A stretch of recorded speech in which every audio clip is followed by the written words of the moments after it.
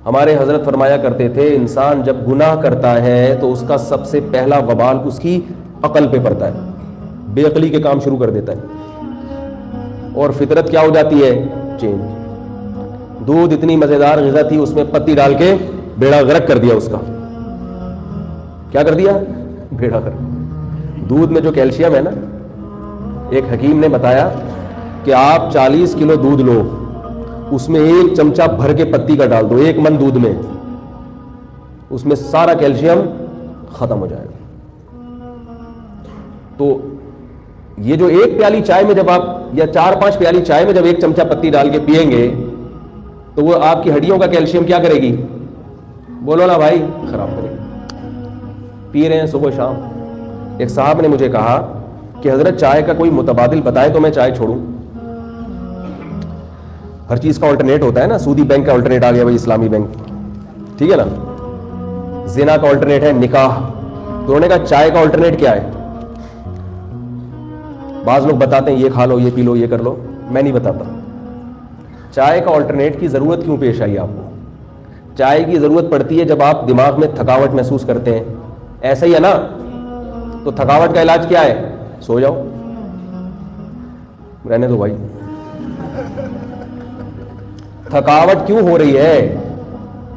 تھک گئے نا کام کرتے کرتے، دماغی کام کرتے کرتے تھک گئے، تو دماغ کو راحت دو، آنکھیں بند کر کے لیٹ جاؤ تھوڑی دیر کے لیے۔ اور اگر کسی کمزوری سے تھکاوٹ ہو رہی ہے تو دیکھو اپنا بلڈ ٹیسٹ کرواؤ، خون کی کمی ہے تو ایسی چیزیں کھاؤ تاکہ خون پیدا ہو۔ وہ تمام کام نہیں کرتے۔ تھکاوٹ اگر کسی کو سارا دن محسوس ہو رہی ہے، اس کا مطلب کوئی بیماری ہے اس کو۔ ایک تو تھکاوٹ ہوتی ہے نیند کی کمی سے، اس کا علاج کیا ہے؟ بھائی نیند پوری کرو اپنی۔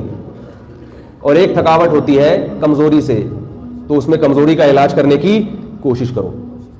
کیفین اس کا علاج نہیں ہے کہ آپ، کیفین یہ کرتی ہے کہ جیسے ہمارے حضرت ایک مثال دیا کرتے تھے، گدھا چلتے چلتے تھک جائے، اب وہ کہہ رہا ہے مجھے تھوڑا آرام کرنے دے، آپ نے ایک چابک لگائی اور اس کو اچھال دیا، وہ وقتی طور پر تو بھاگے گا لیکن تھوڑے دنوں کے بعد اس کی باڈی ختم ہو جائے گی۔ اب دیکھیں عمریں کتنی کم ہو گئی ہیں، ہم چائے پی پی کے اپنے آپ کو بلڈ کا سرکولیشن بڑھاتے ہیں، یہ مصنوعی طور پر بڑھایا جا رہا ہے۔ پھر آہستہ آہستہ کام کرتے کرتے ایک دن کیا آتا ہے؟ ختم ہو جاتے ہیں، مر گئے۔ خیر جلدی سے میں تھوڑا سا بھائی پانی اگر، تو میں یہ عرض کر رہا تھا، میرا بھی 2-3 دن سے بہت گلا ولا خراب چل رہا ہے، بڑی مشکل سے بیان کر رہا ہوں بیٹھ کے، آپ دعا کریں اللہ تعالیٰ سے دے۔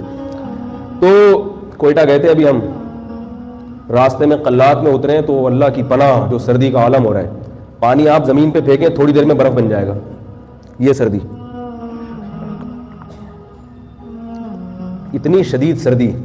تو کراچی بہت بڑی اللہ کی نعمت ہے بھائی، ادھر آ کے رات ہم پنکھا چلا کے سو رہے ہیں سردی میں، ایک دم ماحول تبدیل ہوتا ہے نا، اتنی سردی۔ تو فجر کا ٹائم تھا تو میں نے فجر کی نماز پڑھائی، سورہ فلق اور سورہ ناس پڑھا کے جلدی سے نماز ختم کی، کیونکہ سارے میرے ساتھ کراچی والے تھے، سب ٹھٹر رہے تھے۔ انہوں نے کہا اللہ کا بہت بڑا فضل ہے، آپ نے مختصر نماز پڑھا دی، ہم یہ ڈر رہے تھے کہ یہ لمبی نہ شروع کر دیں۔ میں نے کہا نہیں، اگر لمبی نماز شروع ہوتی تو پھر ہمیں وہاں سے پگھلا کے وہاں سے وہیں چپک جاتے ہیں، گرم پانی ڈالنا پڑتا کہ بھائی اب امام صاحب گھر بھی چلے جاؤ۔ تو ایسی کڑاکے دار سردی بلوچستان کی۔